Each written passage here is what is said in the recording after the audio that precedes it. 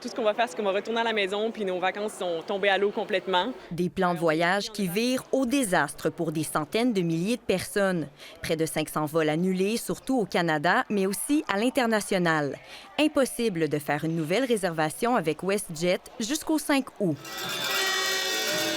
Les efforts de mobilisation des 4 400 agents de bord pourraient se poursuivre et d'autres vols pourraient être annulés si les deux parties n'arrivent pas à trouver un terrain d'entente. Then it says you have to contact us. I contact them. They're not answering, as you hear. They're not answering. It's too busy. Il m'a dit que votre plainte, ça vaut rien du tout de le faire ici. Comment vous allez sentir ici comme citoyen? Vous êtes protégé? WestJet a indiqué que les passagers concernés seraient remboursés ou réacheminés selon le cas. Mais elle a l'obligation de trouver un siège à bord d'une autre compagnie aérienne dans les 48 heures suivant l'heure de départ du vol annulé. Faites valoir vos droits. Les compagnies aériennes, dans le cadre de WestJet, pourraient offrir des solutions qui ne sont pas peut-être optimales pour les passagers. Donc, de s'informer, de voir quelles sont les options et d'aller chercher le maximum. Les négociations entre WestJet et le syndicat se poursuivent pour s'entendre sur une nouvelle convention collective et régler la question du travail non rémunéré. La compagnie aérienne affirme par écrit que la dernière proposition offrait un taux horaire couvrant l'ensemble du temps travaillé avant et après les vols, en plus d'une augmentation salariale à 2 chiffres dès la première année. Le syndicat, de son côté, a déclaré que l'offre de WestJet était insuffisante. Il soutient être prêt à renégocier, tout en soulignant espérer que le gouvernement fédéral n'interviendra pas, comme il avait ordonné un retour au travail lors de la dernière grève chez Air Canada en 2025. Mark Carney a un défi, voir est-ce qu'il va faire différemment, est-ce qu'il va vouloir intervenir.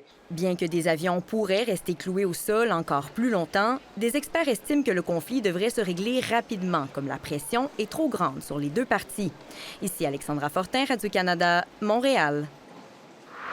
Alors parlons de ce conflit justement avec Marc Ranger. Vous êtes ancien directeur québécois du syndicat canadien de la fonction publique et vous êtes aussi conseiller stratégique chez Ryan Affaires publiques. Bonsoir, Monsieur Ranger. La question est évidente, mais elle est importante. Est-ce qu'il faut s'attendre à un conflit long et compliqué? Parce qu'on n'a pas l'impression que les deux parties sont vraiment sur le point de s'entendre sur quoi que ce soit.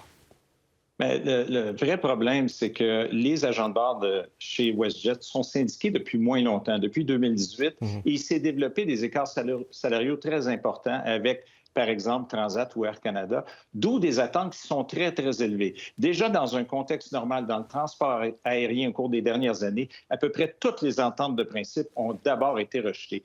Et là, le syndicat qui dit on veut régler définitivement le temps de travail au sol qui est non rémunéré, ça monte les attentes, ça monte la barre. Donc, le syndicat a beaucoup de pression. Évidemment, WestJet en a beaucoup, mais ça ne peut pas durer très longtemps parce que l'employeur perd énormément d'argent. Il a fait une offre qui est originale, je trouve, parce que c'est un système de rémunération pour compenser le temps rémunéré, non rémunéré au sol, de crédit. C'est un système qui est complexe. Et là, l'employeur ajoute une prime à ça, puis dit qu'avec ça, il couvre le temps non rémunéré au sol. Je ne pense pas que ça fasse encore le travail, mais c'est une approche qui est différente, mais il y a encore un écart important entre les parties. Mais justement, vous parlez de ce travail au sol. Qu'est-ce que c'est exactement? Qu'est-ce que ça représente? Bien, dans le fond, les syndicats disent n'importe quoi entre 25 et 35 heures par mois qui sont travaillés au sol, qui ne sont pas rémunérés, mais dans les faits, ils sont compensés en partie. Donc, c'est très difficile de dire exactement combien de temps. Chez Air Canada, il y a une percée intéressante où, actuellement, en 2026, la première heure au sol est rémunérée à 60 du taux horaire, en plus d'avoir des compensations dans le taux horaire. Bref, il y a un point important qui a été fait là. Moi, je croyais que ça pouvait être un copier-coller pour permettre une sortie de crise chez WestJet. Manifestement, au niveau du salaire, les agents de bord ont des attentes importantes. Maintenant, c'est là où le service de médiation fédérale doit faire son travail. Moi, je pense que ça va passer par une recommandation pour enlever la pression aux deux parties et demander de soumettre cette recommandation-là le plus rapidement possible. Mais à mon avis, ça ne peut pas durer parce que ça coûte cher à tout le monde. Finalement, en une trentaine de secondes, Monsieur Ranger, est-ce que le fait de déclencher justement une grève en plein milieu des vacances, là on sait maintenant il y a un long congé dans plusieurs provinces au Canada, est-ce que c'est un levier important là pour les syndiqués?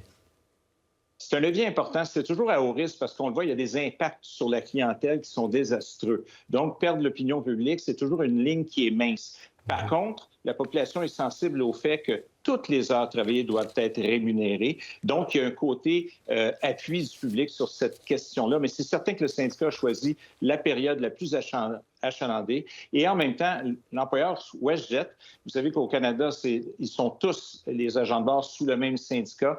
Et c'est difficile d'expliquer des taux horaires ou des approches différentes, des conditions de travail différentes d'une compagnie à l'autre. Marc Ranger, vous êtes ancien directeur québécois du syndicat canadien de la fonction publique et conseiller stratégique chez Ryan Affaires publiques. Merci beaucoup pour vos lumières. Merci à vous. Plaisir.